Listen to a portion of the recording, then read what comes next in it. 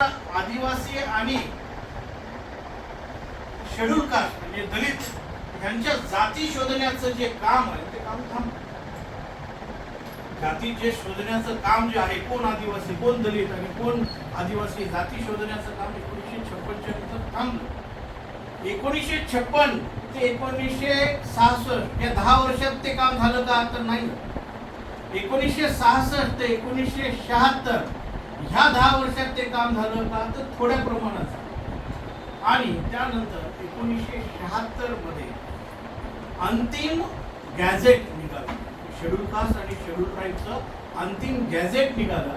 ते 1976चं जे गॅझेट आहे ते आज संपूर्ण देशामध्ये जे आहे शेड्यूल कास्ट आणि शेड्यूल ट्राईबचं गॅझेट म्हणून अंमलात आहे. आता तुम्हाला त्या गॅझेट वाचताना तुमच्या लक्षात आलेलं असेल की आपण जेव्हा म्हणतो की महाराष्ट्रामध्ये एकूण आदिवासींच्या जाती किती, तर साधारणतः 45 ते 47 जाती या महाराष्ट्रात आदिवासींच्या आहेत, अशा पद्धतीने सर्वसाधारणपणे सगळेजण आपण म्हणतो. परंतु ते कागद, ते पान, ते पेज जर आपण समोर ठेवलं तर त्या प्रत्येक जातीच्या समोर पामा लिहिलेलं आहे. पामा अनुक्रमांच्या नंतर पामा आहे आणि ती जात जी आहे ती अल्फाबेटिकली आहे. ती जी जात आहे ती अल्फाबेटिकली आहे. म्हणजे अल्फाबेटिकली याचा अर्थ एका जातीचा दुसऱ्या जातीशी काही संबंध.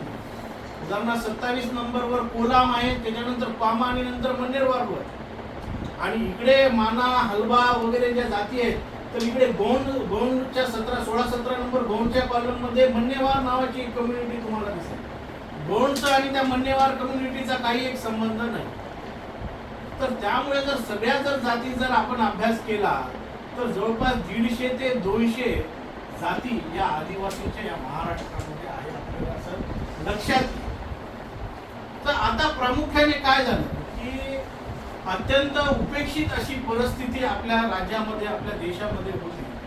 आणि बुद्धिजीवी लोक त्या काळामध्ये नोकरी ज्यांना प्राप्त होती, शिक्षण ज्यांच्यापर्यंत पोहोचलं, शिक्षण पोहोचणं, परिवार सुधारणं, हालाकीच्या परिस्थितीतून परिवाराला बाहेर आणणं, त्या परिस्थितीतून आपल्या लेकरा बाळांना जगवणं आणि त्याच्यानंतर समाजाला एकत्रित करणं ही फार मोठी एक